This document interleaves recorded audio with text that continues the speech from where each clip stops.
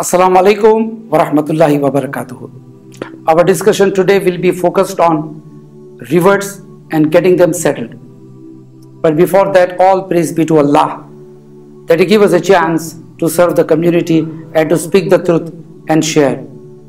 Nahmaduhu nusalli ala rasulihil kareem. Amma ba'd. My brothers and sisters, the reverts are in large numbers in our community, and we all know, and there is no dispute about it, that Islam happens to be the fastest growing religion in the world.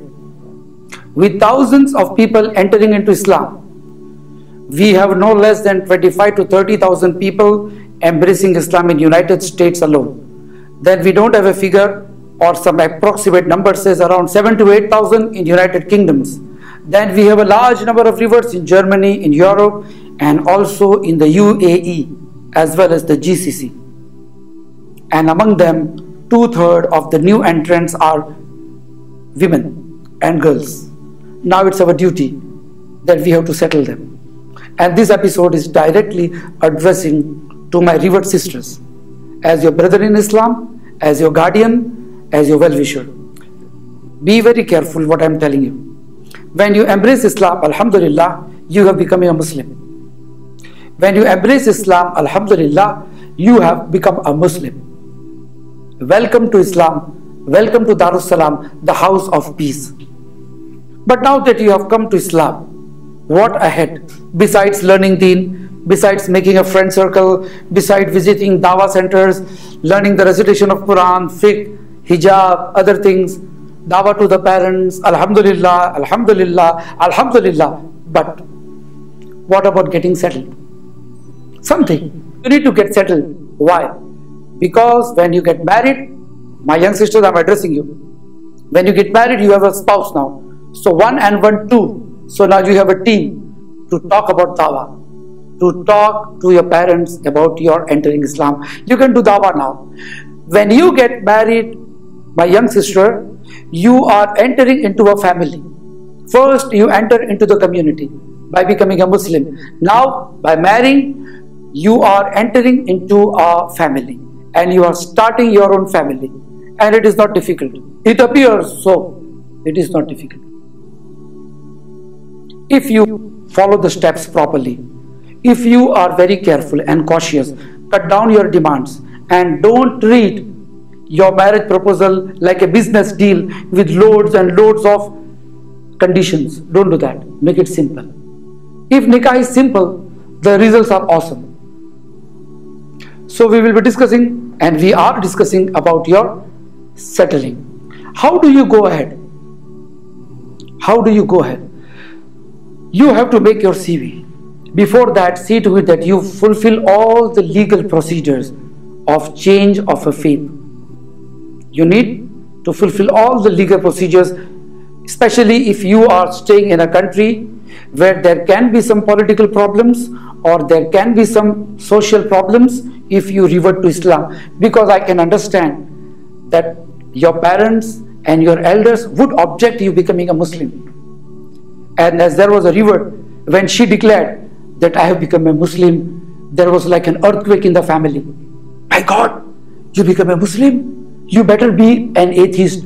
You better be a Christian. But don't be a Muslim. Look at them. Terrorists, beards, burqas. My God, where have you gone? These are common dialogues you might have to hear. Am I right? Yes. So, considering all these things, you will find marriage is easier than that. Because you will be stepping into a family. Legal procedures should be done. Get a certificate of conversion. Get it legally stamped. Now you are a Muslim, officially. In the sight of Allah, you were a Muslim the day you recited the Shahada. But legal procedures are a must nowadays. Once you follow the legal procedures, then you start attending any local Dawah center which is authentic on Quran and Sunnah. Make friends with the elders also and pass on the word that you are looking to get settled and marry. And don't put lots of conditions. I want a Prince Charming, he should be very rich and he should be a famous Dai, and on and on and on. Look for a simple man, person who can give you happiness. Because if there is happiness, kindness, care, sincerity, the rest of the thing will follow.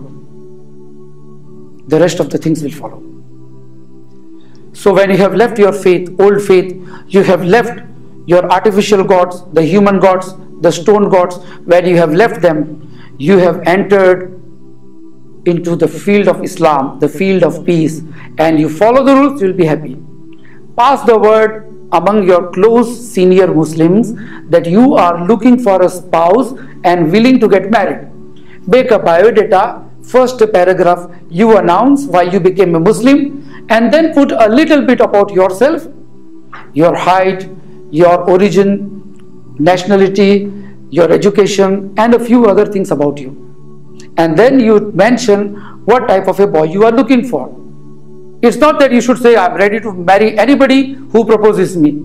Out of generosity, don't take a hurried step. Islam has given you a right to choose and also to reject somebody whom you don't like. So avail this facility what Islam has given you. It's a privilege and it's your right. So avail this and enjoy it.